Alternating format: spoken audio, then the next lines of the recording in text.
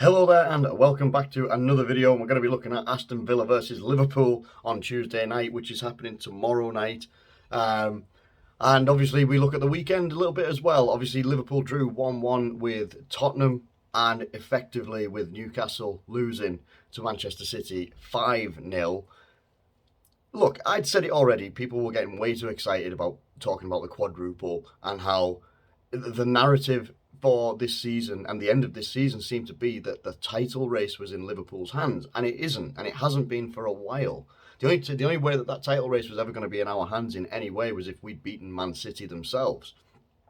Tottenham set up to frustrate us, and they did. They played their game plan very, very well, and as much as people might want to turn around and say, Tottenham, they parked the bus and all that sort of stuff, whatever, they did their game plan, they stuck to their game plan, and they performed that game plan very, very well. To the point where we were, you can have all the shots in the world and all that sort of stuff, you can control possession for as much as you want, but if you don't go out there and get the result, then it is what it is. And with Manchester City being on, the juggernaut run, despite, being knocked out of the Champions League and all that lot, they're going to be a tough team to overcome, and they don't have.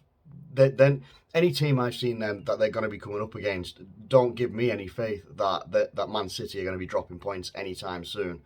There is the thing that, Kyle Walker, I think Ruben Diaz and John Stones are apparently ruled out for the rest of the season. For me, I don't think it makes, excuse the language, I don't think it makes a shite bit of difference. I just don't. Like, I'm okay with it, because the only people that are responsible for us not winning a title is the team Liverpool itself. And as good as we've been, we are in a Champions League final, we've won the Carabao Cup, and we've got the FA Cup final as well coming up this weekend. We have had a pretty good season so far, but I think that a couple of people, I say more than a couple of people to be honest, sort of started to really believe the whole quadruple thing, as if we'd already won the title, as if we'd already won all these trophies, and we haven't. We still could face the reality that the only trophy we win this season is the Carabao Cup. And as much as people will turn around and say, oh, Chelsea are out of form, and, Real Madrid can easily be beaten and stuff like that, it's not my perspective. Not my perspective, and maybe that is a little bit of the pessimist in me. It is what it is, but hey, we have to get back to the drawing board, and this is going to be an interesting one as well, because there's a lot of Liverpool fans turning around saying that Aston Villa are going to do Liverpool a favour because they still have to play Man City, and apparently they will go on and, Steven Gerrard will do one for Liverpool and he'll beat Manchester City. Meanwhile, we have to go and beat this Steven Gerrard's team on Tuesday night and just expect it to be easy, because it's going to be easy for us to beat Aston Villa, but it's going to be really, really difficult for Man City to beat Aston Villa. You see where I'm going with these types of narratives and stuff like that. For me, it doesn't play out. I've already accepted the fact that we're probably going to finish second this season, and I'm okay with it. We were competitive for as much as we could be. We lost games and drew games that we shouldn't have. Early on in the season, when you think about the 3-3 against Brentford, and I'm not saying that in a way that's derogatory to Brentford. They were a very good team. They've done well this season.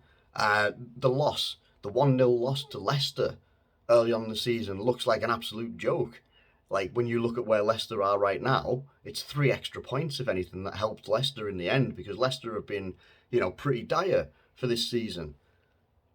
Drawing against Manchester City as well. To be fair, we were lucky to get that draw. Let's be real. Let's be realistic and honest about this. It was absolute fact that,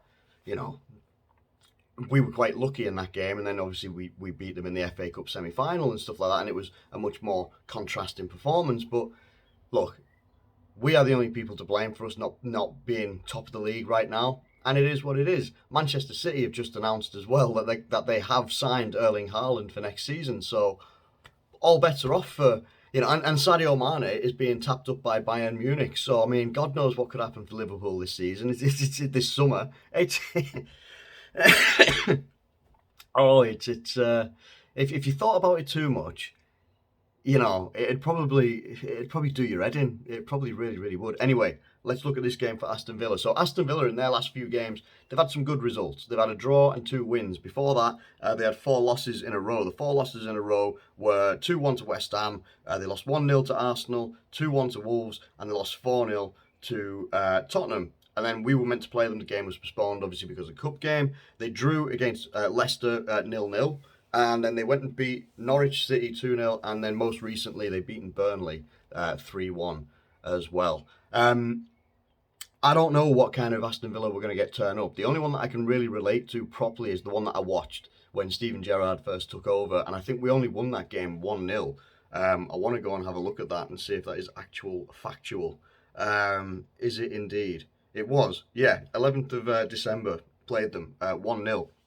We don't always have a good time against Aston Villa anyway, regardless of whether it was Steven Gerrard in charge or not.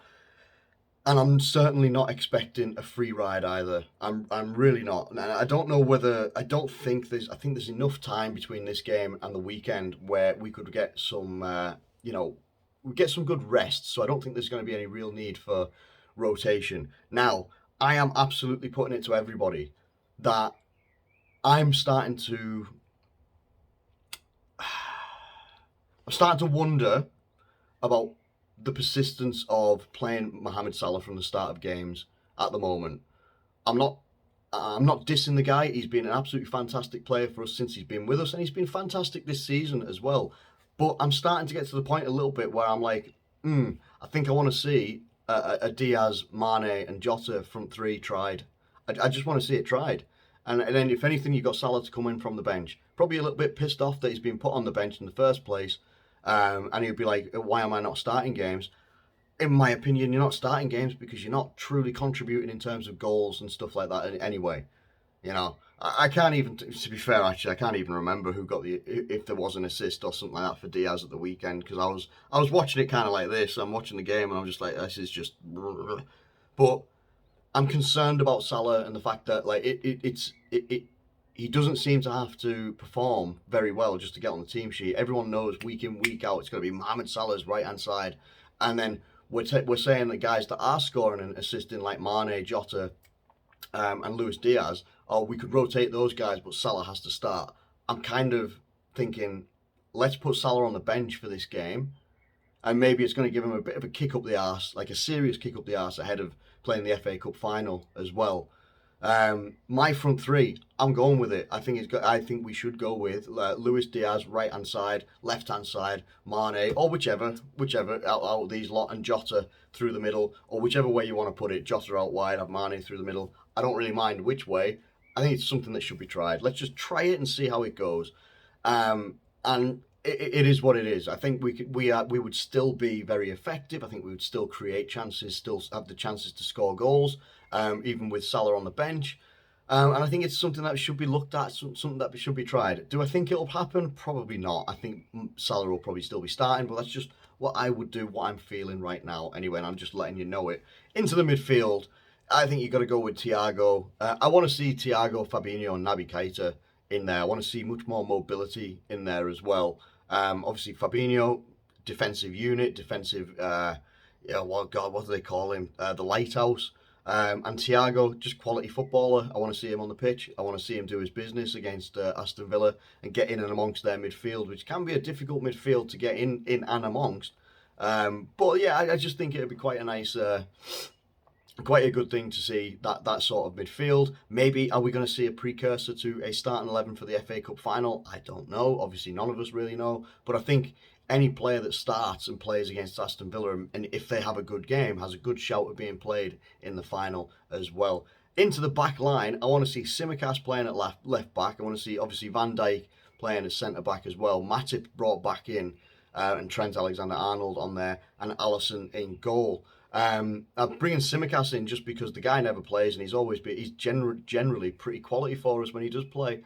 And I wouldn't mind seeing him get some more minutes before the end of the season, because he's most likely not going to play the FA Cup final. It'll give Trent a rest. It'll give Robertson a rest. We could play Gomez at right back in this game and give Trent a rest as well. That's always an option. And I'm quite enthusiastic about seeing Gomez play a bit more at right back and see how he can do and whether he can actually provide proper competition for Trent as well. That'd actually be quite something. I'm changing my mind. I'm going with Joe Gomez at right back for this game. And then, obviously in goal, Alisson for me. I don't know whether Kelleher is going to be playing in the FA Cup final. I imagine it'll be Alisson, but we don't really know. We'll see what happens on the day. And then in terms of Aston Villa, they've got dangerous guys. We know one of them very well, Coutinho. Whether he didn't actually start the game at the weekend, or the game that they had just gone, where they beat Burnley 3-1. They've got dangerous guys. Danny Ings, dangerous striker, dangerous in the box. And he has come back to haunt us a couple of times when he's played with Southampton as well. He's scored against us a couple of times. He's not afraid to. And why would he be? Ollie Watkins, again, he can be a bit of a dynamo in the box as well. Very dynamic player. Can be, and again, these guys can be quite quick. Buendia as well, similar sort of stature of player in terms of physique and the way that they play as well as Coutinho, but offers something a little bit different. And I think he scored at the weekend as well, got a goal for them. They've got a good midfield, Douglas Luiz and John McGinn. John McGinn, I'm quite a big fan of. If it turned out in the summer that Liverpool turned around and were going for John McGinn, I wouldn't be surprised. I really wouldn't be surprised at all. And in this game, or in this predicted lineup, they've got Callum Chambers in it as their other midfielder as well, who has done well in midfield. Tyrone Mings, for me, is the guy you got to get at centre back. He's the guy that sometimes he's a bit like he's a bit like a lower stature Joel Matip. Like he's got the attributes, but sometimes he's a little bit giraffe-like and can get caught out a little bit. Like can get caught flustered. You can twist him up a little bit as well. He's not afraid to put in a rash tackle, even if it means he gives away a penalty, or he just gives away a silly foul in a silly area. They've got Luca Dean from Everton, Matty Cash on the right-hand side, Ezri Konsa as the other centre-back. And then the guy who always seems to turn up and have a great game is Emiliano Martinez in goal. Came from Arsenal, and he had a good reputation as well. He is a good goalkeeper, good shot stopper as well. Not too bad distribution. What am I expecting? I'm expecting a fucking difficult game, if I'm to put it lightly. I'm expecting a game that's going to be similar to the Tottenham game, except maybe with a little bit more expansion up top. I don't see Aston Villa sitting back as much as Tottenham did and soaking up the pressure as much. And obviously because Conte's team played in a 3-4-3, which can drop into a 5, which I didn't pick up on my preview, but I do know that they do it. I'm expecting a really tough game, and far be it for me to predict anything other than a win. Honest to God, if I was to listen to what is going on in my heart right now, what's going on in my chest right now, I'm feeling a draw. I am feeling a draw. I'm not sure whether we are coming to a part of our season where we're starting to go, all this chasing of Man City, I think is just getting to the point where I'm not sure whether physically I think they're all there. I'm just wondering whether up here that they're not. I'm not. I don't know whether doubts have started to creep in and stuff like that. And maybe now it looks like, I don't imagine the players are like how I am, where I'm like, nah, title's gone, title's over, title race is over. Because what would have to happen now is Man City would have to lose a game and potentially draw a game, and we've got to win all of our remaining games as well, which we've only got 3 of. And yeah, it's just a look. It is what it is at the moment. I want us to win against Aston Villa, of course. I really do want us to win against Aston Villa. More than anything, I want us to win all of our remaining games and put up the best fight that we possibly can. I want Man City to lose all their games. I want them to go. I want them to lose every single game possible between now and the end of the season, fully acknowledging and knowing that's not going to happen. It just isn't. Freaking, what was it? Newcastle had a good 15-minute spell against Man City, and Liverpool fans are like, "Wow, this is the one." And then Newcastle go and get beat 5-0. Come on, guys. It's not gonna. I don't believe it's gonna happen. It just isn't gonna happen. I think we can go on and win our games for the rest of this season. And coming up against Aston Villa, I think it would be another game that's going to be tight, like the first game we played them. And I think it's going to be 2-1 to Liverpool. What I truly believe is that I think it'll be a draw, and I think it'll end up something like 1-1, and similar to the Spurs game in that respect. I think, Aston Villa don't have much to play for apart from possibly trying to get a top half finish off Crystal Palace or Brighton, who are above them by just a couple of points.